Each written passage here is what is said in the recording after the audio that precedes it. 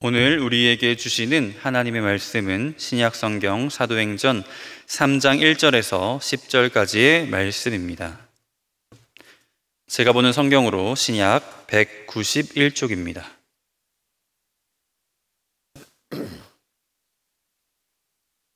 사도행전 3장 1절에서 10절까지 말씀을 한 절씩 교독하신 후 마지막 절은 함께 읽겠습니다. 제9시 기도 시간에 베드로와 요한이 성전에 올라갈새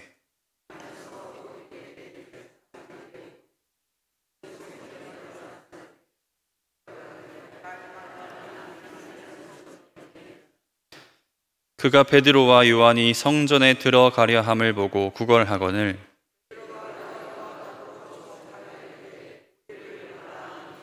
그가 그들에게서 무엇을 얻을까 하여 바라보거늘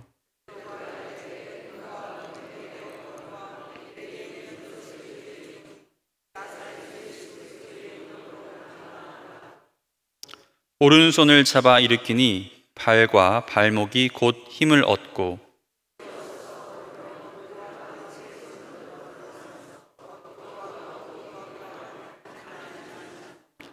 모든 백성이 그 걷는 것과 하나님을 찬송함을 보고 그가 본래 성전 미문에 앉아 구걸하던 사람인 줄 알고 그에게 일어난 일로 인하여 심히 놀랍게 놀라니라. 아멘. 여러분은 혹시 오랫동안 아팠던 경험이 있으신가요? 저는 20대 후반 사역을 시작한 지 얼마 안 되었을 때 교통사고가 나서 허리를 심하게 다쳐서 6개월 넘게 아팠던 경험이 있는데요. 청년들과 금요 기도회를 가기 위해서 승합차에 저까지 11명이 타고 제가 운전하고 가고 있었습니다. 사거리를 지나고 있었는데 노란 신호가 들어와서 급하게 멈췄고 제 뒤에서 따라오던 차가 그 노란 신호가 들어오니 신호를 받으려고 속력을 내서 신호를 받으려고 하다가 제가 타고 있던 차 뒤를 아주 세게 받치는 교통사고를 당했습니다. 운전하면서 처음 겪었던 교통사고였고 경황이 하나도 없어서 가해 차량 차주와 연락처만 주고받고 청년들과 그 길로 다 함께 금요 기도회에 참석을 했는데요. 하필 그날 제가 기도회 인도여서 바로 병원 갈 생각을 못했습니다. 그렇게 금요 기도회를 인도하고 내려오니 허리가 점점 아프기 시작하는 거예요. 토요일 아침이 되어서야 차에 함께 탔던 청년들과 함께 병원에 가서 진료를 받고 2주 넘게 치료를 받았는데요. 그 이후로도 허리 통증이 지속되어서 6개월 넘게 바닥에는 전혀 앉을 수가 없었고 엄청 많이 고생했던 기억이 있습니다.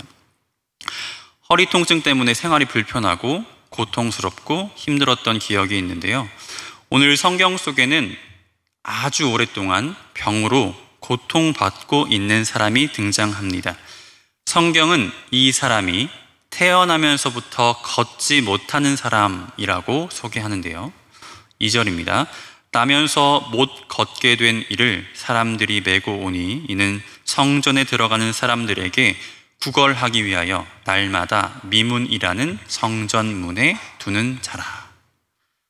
나면서부터 걷지 못했기 때문에 그가 할 수 있는 유일한 일은 사람들에게 구걸하며 살아가는 것이었습니다.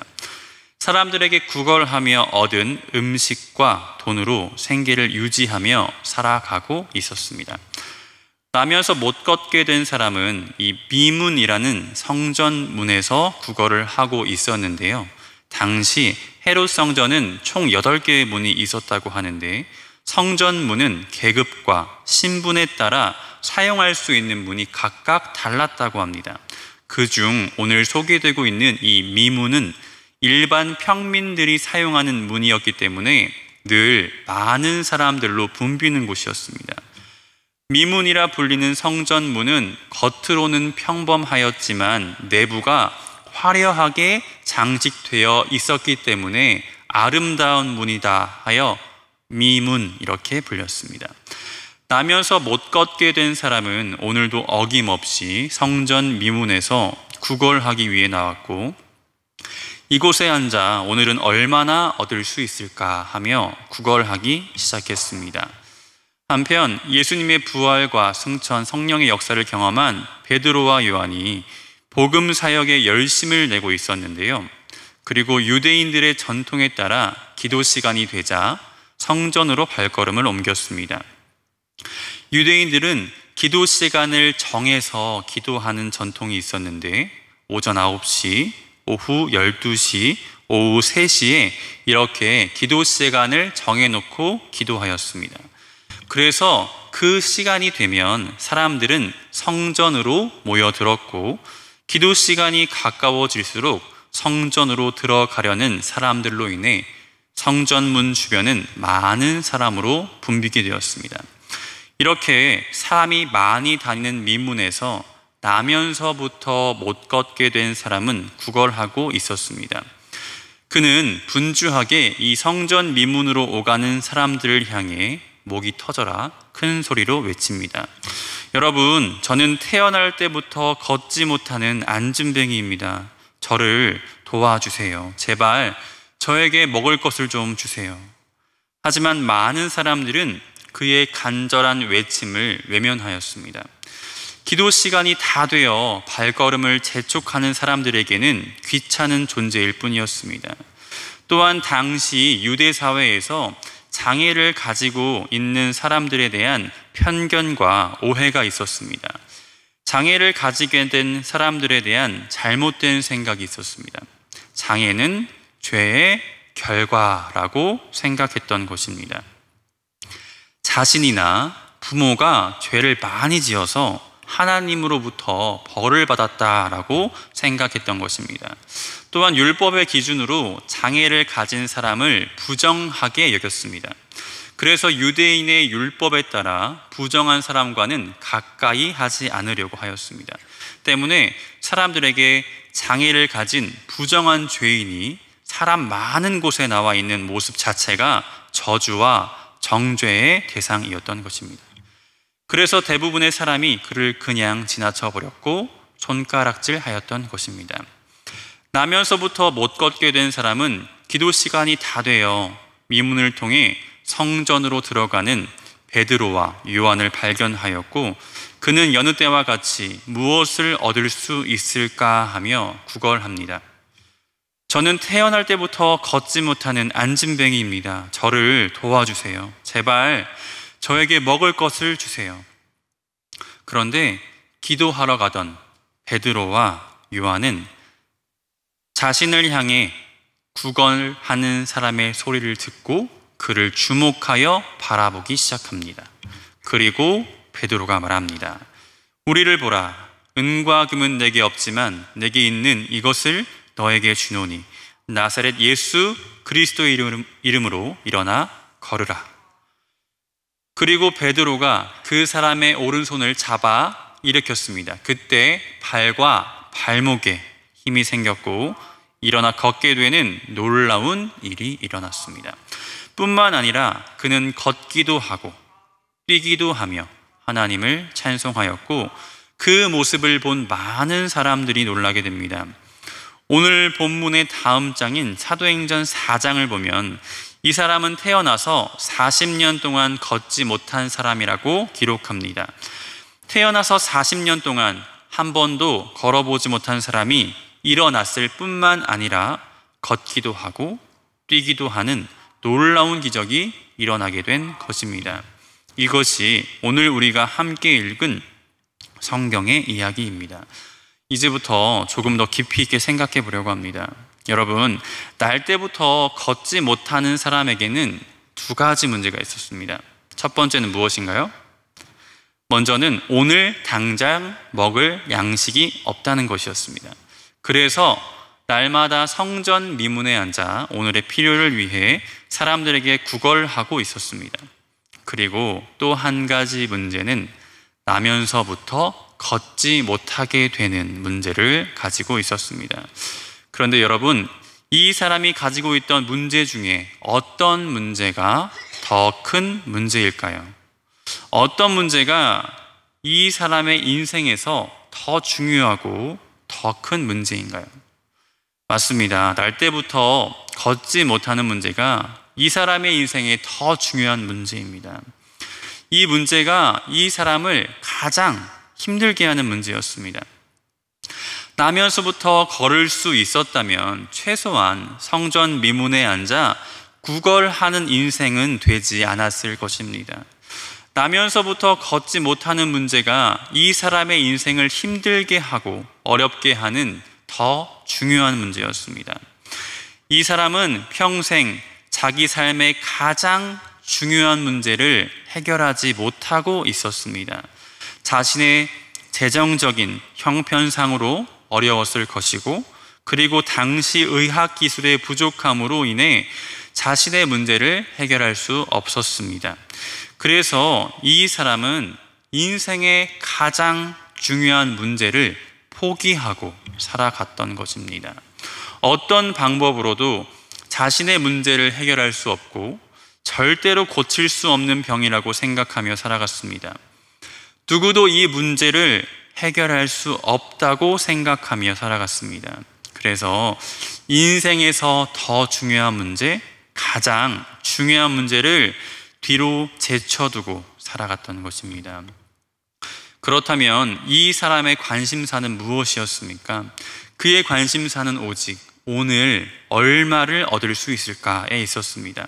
사람들에게 구걸하며 오늘 먹을 양식을 얻기 위한 삶을 살고 있었습니다. 오늘 당장의 필요에만 집중하며 지금의 필요를 채우기 위한 삶을 살아가고 있었습니다. 그의 관심은 오늘 당장 먹을 양식에 있었고, 오늘 당장 필요한 것을 해결하기 위한 삶을 위해서만 살아가고 있었습니다. 여러분, 여러분의 삶에는 어떠한 문제가 있습니까? 우리 삶 속에는 많은 문제들이 있습니다. 작은 문제에서 큰 문제까지 다양하고 복잡한 문제들을 안고 살아갑니다. 그리고 우리는 신앙생활을 하며 우리가 가지고 있는 문제를 하나님께 가지고 나아갑니다. 그리고 기도합니다. 하나님, 내 삶에 이러한 문제들이 있습니다. 내 삶의 이 문제를 해결하여 주시옵소서.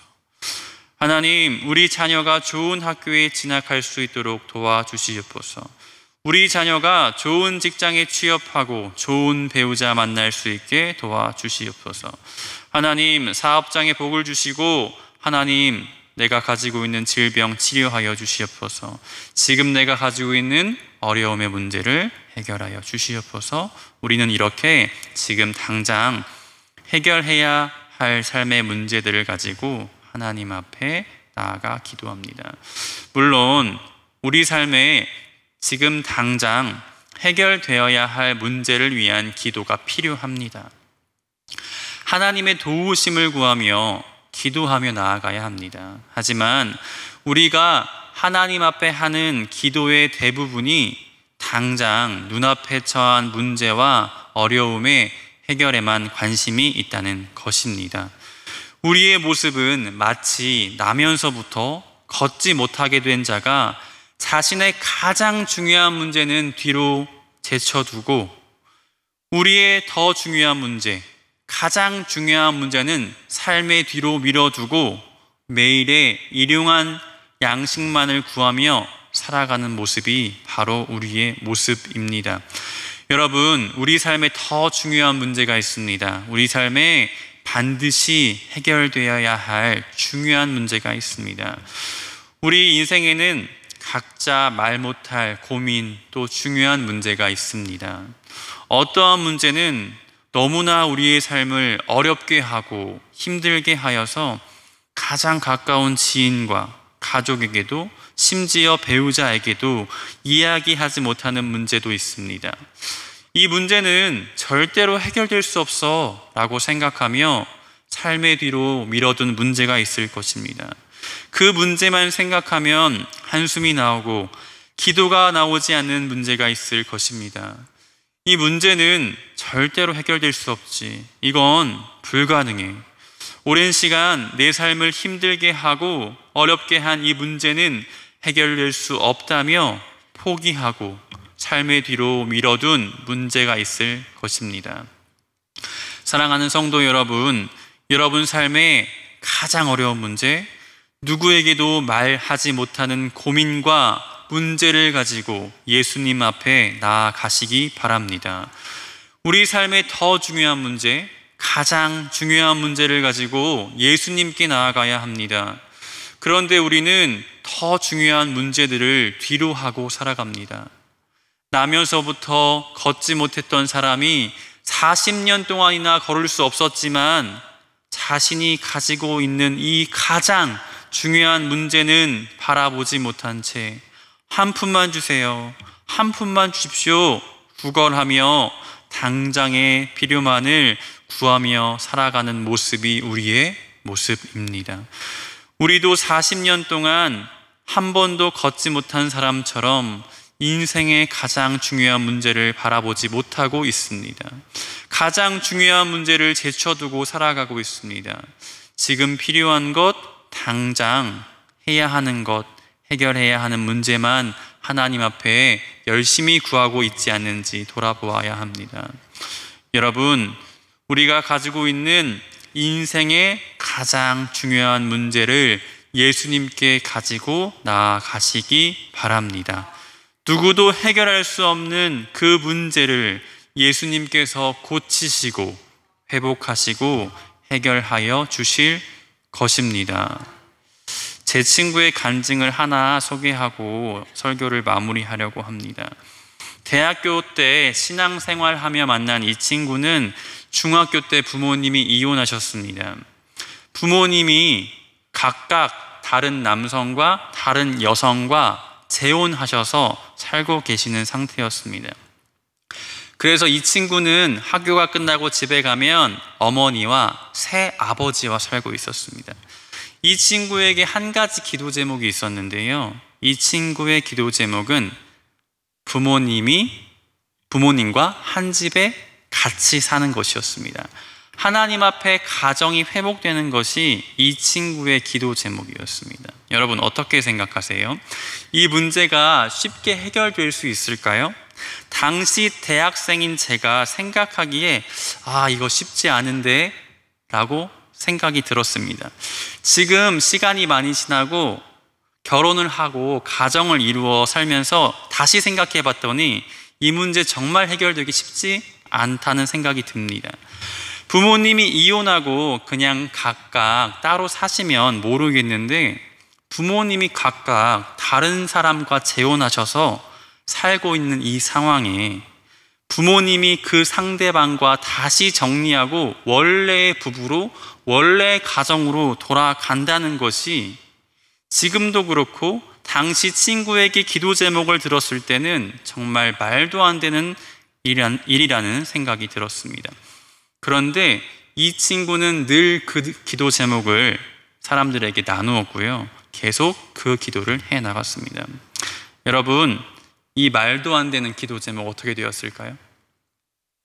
네, 여러분이 생각하고 상상하시는 대로 응답되었습니다. 부모님이 재혼하셨던 상대방을 각각 정리하시고 정말 다시 부부가 되어 네 식구가 한 집에 살며 가정이 회복되었습니다. 사람의 생각과 사람의 눈으로 이건 절대로 불가능한 일이야 라고 생각했던 일이었고요. 이 친구의 인생에서 가장 어렵고 가장 중요한 문제를 하나님 앞에 가지고 나아갔을 때 하나님께서 해결하시고 가정을 회복시키시는 놀라운 일을 경험하게 되었습니다. 사랑하는 성도 여러분, 여러분이 가진 가장 중요한 문제를 가지고 하나님 앞에 나아가시기 바랍니다. 이 문제는 절대로 해결될 수 없어. 이건 아무리 노력해도 어차피 해결될 수 없는 문제야. 이 문제는 누구도 해결할 수 없는 문제야 라고 생각하며 우리의 마음 한켠에 묻어두고 있던 삶의 가장 중요한 문제를 가지고 하나님께 나아가시기 바랍니다. 하나님께서 오늘 우리에게 말씀하십니다. 나사렛 예수 그리스도의 이름으로 너의 문제는 해결될 것이다 말씀하십니다. 여러분이 가지고 있는 인생의 가장 중요한 문제를 가지고 하나님께 나아가 고침받고 해결받는 성도님들이 되시기를 간절히 바랍니다. 기도하겠습니다. 사랑과 은혜의 하나님, 우리는 삶 속에서 많은 문제를 안고 살아갑니다. 어떠한 문제는 우리의 삶을 너무나 힘들게 하고 고통스럽게 하여서 삶의 뒤로 밀어두며 살아갑니다. 이 문제는 절대 해결할 수 없다고, 무슨 수를 써서 이 문제는 해결할 수 없다고 생각하는 삶의 가장 중요한 문제를 하나님 앞에 가지고 나아갑니다. 하나님, 우리의 믿음 없음을 불쌍히 여겨주시고 하나님께서 우리 인생에 베풀어 주시는 놀라운 기적을 경험하며 살아가도록 도와주시옵소서. 우리 삶에 묶여있는 가장 중요한 문제를 고치시고 회복시켜 주실 것을 믿습니다. 예수 그리스도의 이름으로 기도합니다.